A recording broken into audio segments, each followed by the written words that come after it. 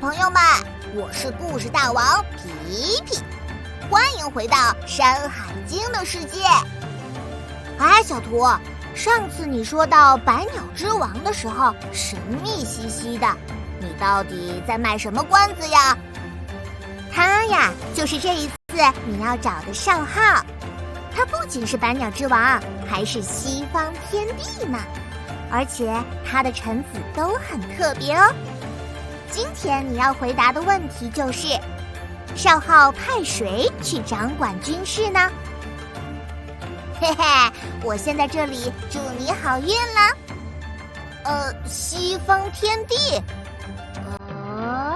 我记得西方有一座很有名的山，叫长留山，不如我先去那里看看。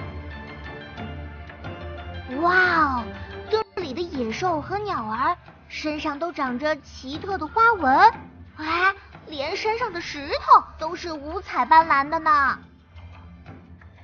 咦，哪来的琴声？好像是从这座宫殿里传出来的。嘿嘿，我看看去。不错，真是个天资聪颖的孩子。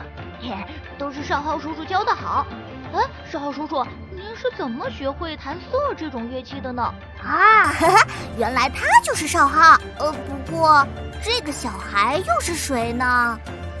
这得从我的爸爸妈妈说起了。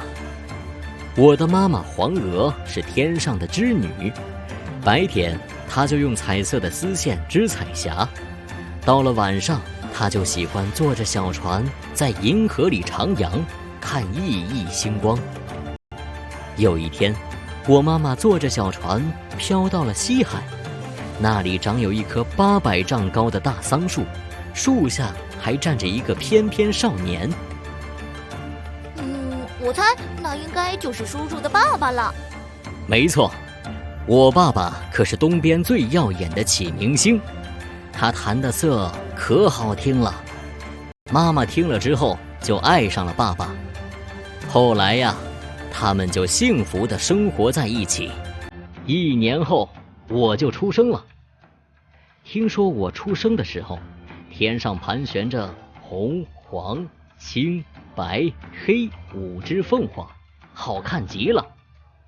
再到后来，我爸爸就亲手为我打造了一把瑟，还教我怎么弹奏，所以呀，我才对瑟这么了解呢。原来是这样。启禀陛下，凤凰、鱼鹰、布谷鸟和苍鹰几位大臣前来求见。孩子，你跟我一起去上朝吧，看看我是怎么管理国家的。咦，原来少昊的臣子都是鸟儿啊！这几位大臣都是什么官啊？凤凰懂得看天气，所以他掌管历法。而鱼鹰呢，看起来非常威武，我就让他掌管军事。布谷鸟是懂建筑的专家，所以我就让他负责各地堤坝和大楼的修建。苍鹰非常威严，他呀就负责管理监狱。哇，少昊叔叔，你可真会挑选人才，难怪国家治理得这么好呢。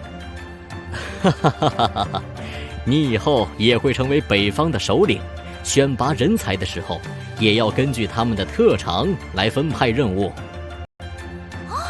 原来这个小孩长大后就是北方大帝颛顼呀！陛下，刚刚收到来信，颛顼少爷是时候回到他自己的封地去，准备继承帝位了。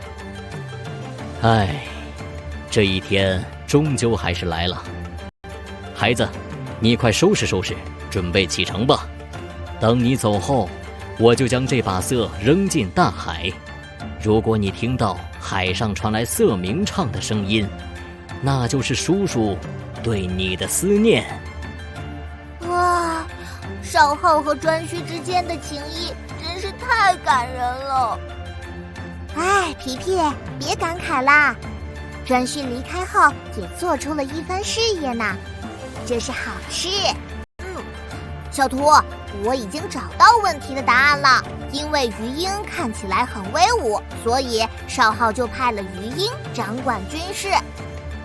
嘿嘿，小图，你的任务也没什么难度嘛。哼，你别太得意哦。下一关你要找的角色可不是好对付的，只要他一出现，大地就会立刻变成一片荒芜。啊，这么恐怖啊！呵呵，小朋友们，下一次皮皮在《山海经》里又会经历怎样的冒险呢？我们下期再见啦，拜拜。